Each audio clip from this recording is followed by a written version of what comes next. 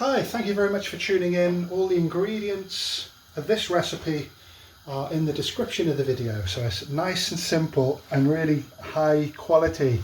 So British Indian restaurant style, saag, murg or lamb masala. So let's start with some finely sliced onions. Don't onions always look a lot bigger when you chop them? That's one medium onion. I'm just going to saute that, and quite a generous amount of oil, but we're going to get 3 or 4 portions here. It's always a good idea to add salt to the onions. As I always say, adding salt to the onions helps them cook evenly, reduces the temperature so you get a nice rich onion flavour. Yeah, even though there's onions in the base gravy, frying those onions down really gives a nice depth of flavour, and they're starting to brown. So I'm going to add 3 tablespoons of ginger and garlic paste and just give that a good stir and sizzle. So you can hear that bubbling away.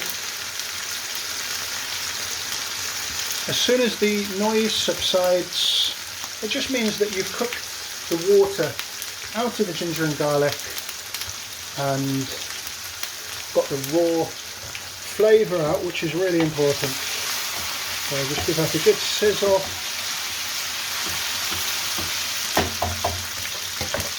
So we've got some pre-cooked lamb going into this,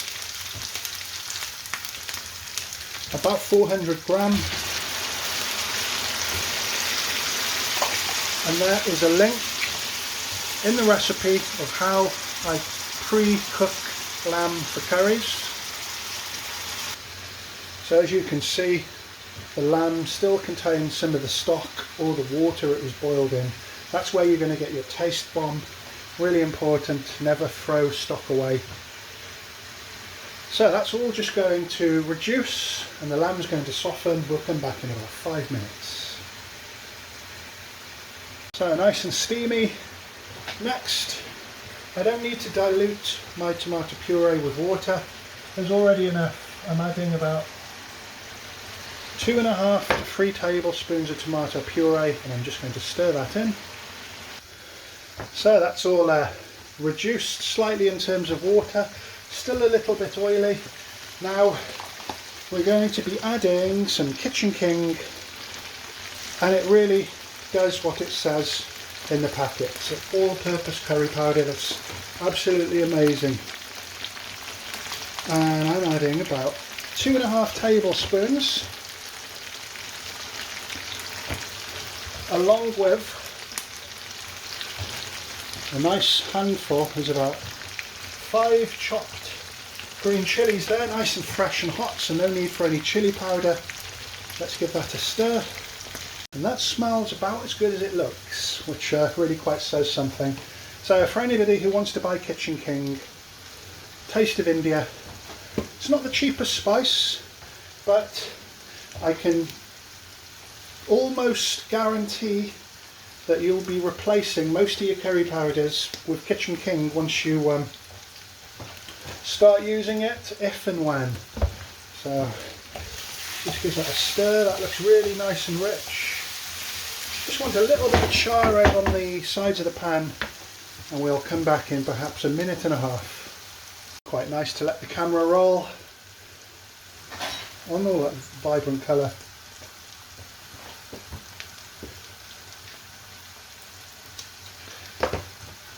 So yeah, so for anybody who tunes in regularly to my videos, it gets very repetitive, and you know, I repeat myself in different videos. It's essential. But what I'm always saying is cook everything properly, get the raw taste out, add ingredients in a logical order, add the next one when that process is done. And I'll give you 2 tips, really important tips, especially when you've picked up a bit of experience cooking curries. Don't ever measure anything, and don't ever time anything. Do it all by eye. You'll come up with something different every time. So we've got a little bit of caramelisation.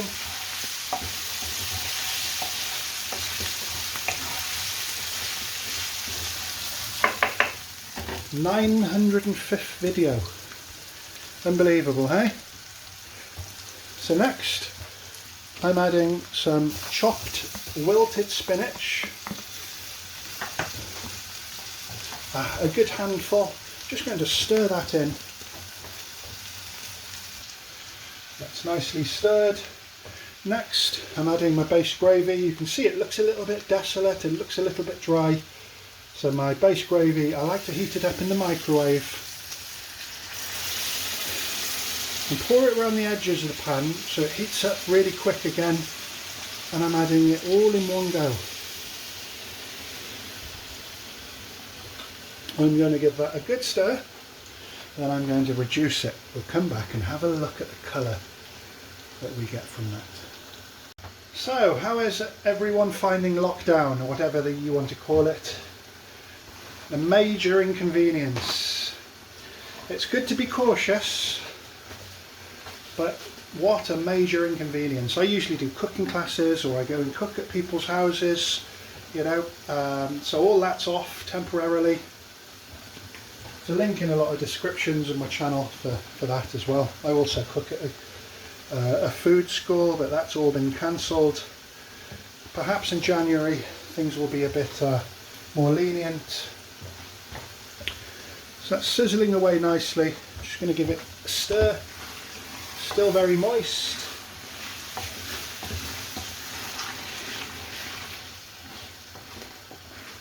I want the oil to split slightly, which shows that a lot of the moisture has left the food and it's well cooked. That's the main thing about splitting the oil. It's a signifier. So it'll look even better in a moment. What I'm going to do is use some garam masala.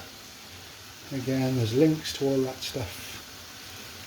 I'm using just a teaspoon of garam masala. It's really good to use some garam masala because it's a meat dish, nice, hearty, rich.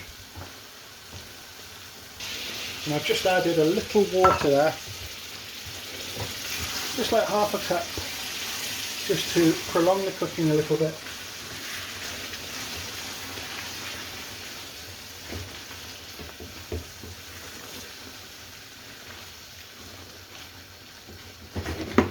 So that's going to have a major sizzle and get up to a tremendous temperature, and it's cooked. So I'm adding coriander,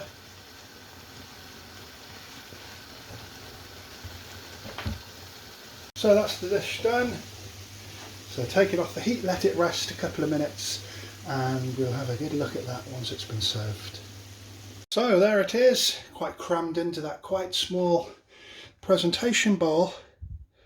So let's have a look. The oil's split nicely, it's nice and dark and rich. Kitchen smelling amazing. Thank you very much for watching. Feel free to like, share and subscribe. Really appreciate anybody that supports the channel in any way, shape or form. Leave a comment. Check out my next video coming soon. Stay safe.